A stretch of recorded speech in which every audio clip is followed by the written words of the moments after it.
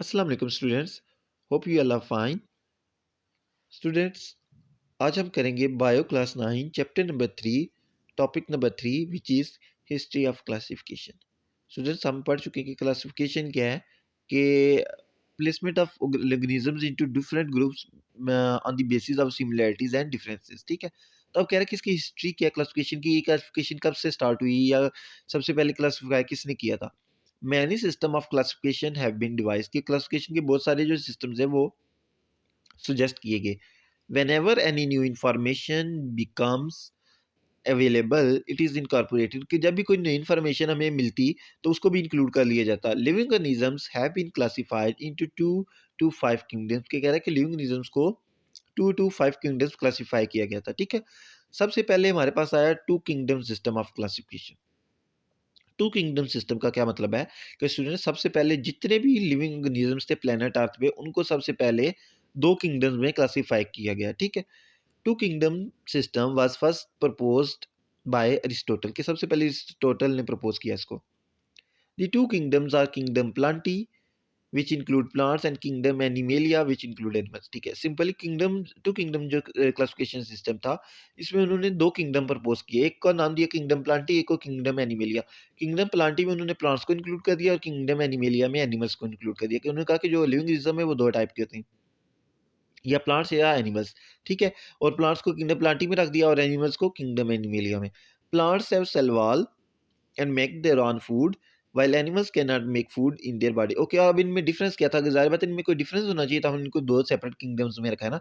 तो उन्होंने कहा कि जो प्लांट्स होते हैं उनके पास सेल वॉल होता है, ये हमने पिछले चैप्टर जो सेल स्ट्रक्चर है उसमें भी पढ़ा है, कि जो प्लांट्स के सेल्स होते हैं उनके बाहर एक एक्स्ट्रा लेयर होती है सेल मेम्ब्रेन के बाहर, जिसको हम कहते हैं सेल वॉल, जबकि एनिमल्स में सिर्फ सेल मेम्ब्रेन होती है जिसको हम प्लाज्मा मेम्ब्रेन भी कहते हैं, उनमें सेल वॉल नहीं होती। ठीक है, तो उन्होंने कहा कि जो प्लांट्स हैं उनके पास सेल वॉल भी होती है और can make their on food. जो प्लांट्स होते हैं, स्टूडेंट हम मूड ऑफ न्यूट्रिशन में पढ़ चुके हैं कि जो प्लांट्स होते हैं ना वो ऑटोट्रॉफिक होते हैं, यानी वो अपनी जो फूड होती है वो खुद प्रिपेयर करते हैं। ठीक है, तो वो can make their on food, जबकि एनिमल्स जो होते हैं can not make their on food. ठीक है, वो अपनी फूड जो खुद प्रिपेयर नहीं कर सकते। ठीक है, उसके बाद बच्चों आया three kingdom system of classification. ठीक है, three kingdom of system of classification किसने प्रपोज किया था और ये क्या था, ये देखते हैं।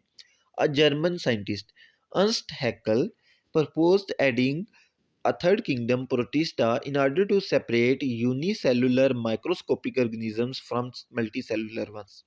Okay, students, कि जब टू किंगडम सिस्टम आया तो उसके बाद एक जर्मन साइंटिस्ट टैकल ने एक थ्री किंगडम क्लासिफिकेशन दिया।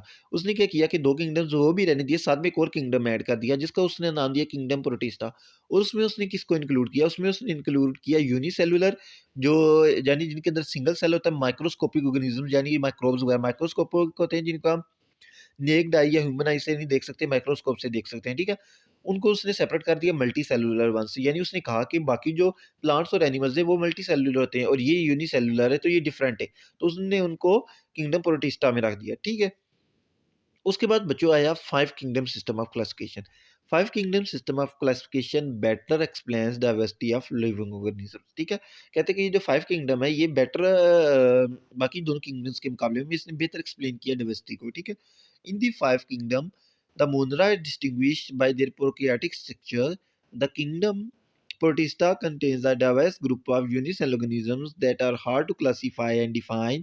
The five kingdom classification system places fungi in a separate kingdom. ठीक है बच्चों, पहले हमारे पास टू किंगडम सिस्टम आया, किंगडम जिसमें दो किंगडम्स थे, एनिमेलिया और प्लांटी। फिर थ्री किंगडम सिस्टम आया जिसमें एनिमेलिया प्लांटी के साथ तीसरा जो किंगडम आ गया प्रोटिस्टा। बाद में फाइव किंगडम क्लासिफिकेशन सिस्टम आया जिसमें जो हमारे पास प्लांटी एनिमेलिया प्रोटिस्टा के अलावा दो और किंगडम्स इंक्लूड हो गए, और वो कौन से हैं, एक मोनेरा और एक फंजाई। उन्होंने क्या किया कि जो फंजाई थे इनको एक सेपरेट किंगडम में प्लेस कर दिया। उसके अलावा ये जो मोनेरास थे यानी जो प्रोकैरियोटिक जितने भी ऑर्गेनिजम्स थे उनको एक मोनेरा में प्लेस कर दिया। ठीक है, तो ये हमारे पास फाइव। नेक्स्ट आप अगर बच्चों आप देख सके तो हमारे पास एक टेबल है, टेबल 3.1 कंपैरिजन क्लासिफिकेशन सिस्टम, जितने भी क्लासिफिकेशन का कंपैरिजन है, कौन कौन से वाले का। अच्छा, टू और फाइव किंगडम क्लासिफिकेशन का कंपैरिजन है। ठीक है, अब इनमें क्या डिफरेंस है देखें। Two kingdom classification system it includes two kingdoms, कि उसके अंदर दो ही किंगडम्स इंक्लूड थे, प्लांटी एंड एनिमेलिया। ओके, जो फाइव किंगडम क्लासिफिकेशन सिस्टम था it includes five kingdoms, Monera, Protista, Fungi, Plantae and Animalia. ठीक है, कौन कौन से, Monera, Protista, Fungi, Plantae and Animalia. ठीक है, उसके बाद bacteria and cyanobacteria were placed in plant kingdom. इसमें क्या किया था कि इन्होंने ये जो बैक्टीरिया और साइनोबैक्टीरिया था, टू किंगडम सिस्टम में, इनको इन्होंने प्लांट किंगडम में इंक्लूड कर दिया था जो माइक्रो ऑर्गेनिजम्स थे। लेकिन ये जो 5 किंगडम क्लासिफिकेशन सिस्टम है, इसमें बैक्टीरिया और जो साइनोबैक्टीरिया थे आर प्लेस्ड इन किंगडम मोनिरा, उनको उन्होंने किंगडम मोनिरा में रखा, ठीक है।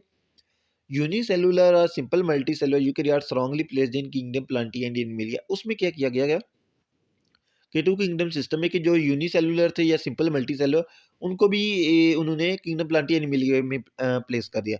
लेकिन ये जो था हमारे पास 5 किंगडम क्लासिफिकेशन सिस्टम, यूनिसेलुलर या सिंपल मल्टीसेलुलर, देखिए हमारे जो हमने पढ़ा था जहाँ पे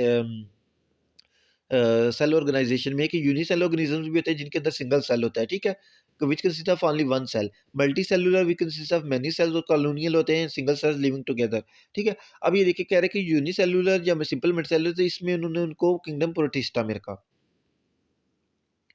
fungi are only placed in kingdom Plantae, उसमें ये हुआ कि जो टू किंगडम क्लासिफिकेशन उसमें जो फंजाई थे उनको भी उन्होंने किंगडम प्लांटी में रखा।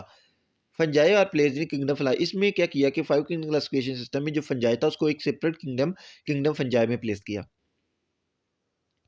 ठीक है।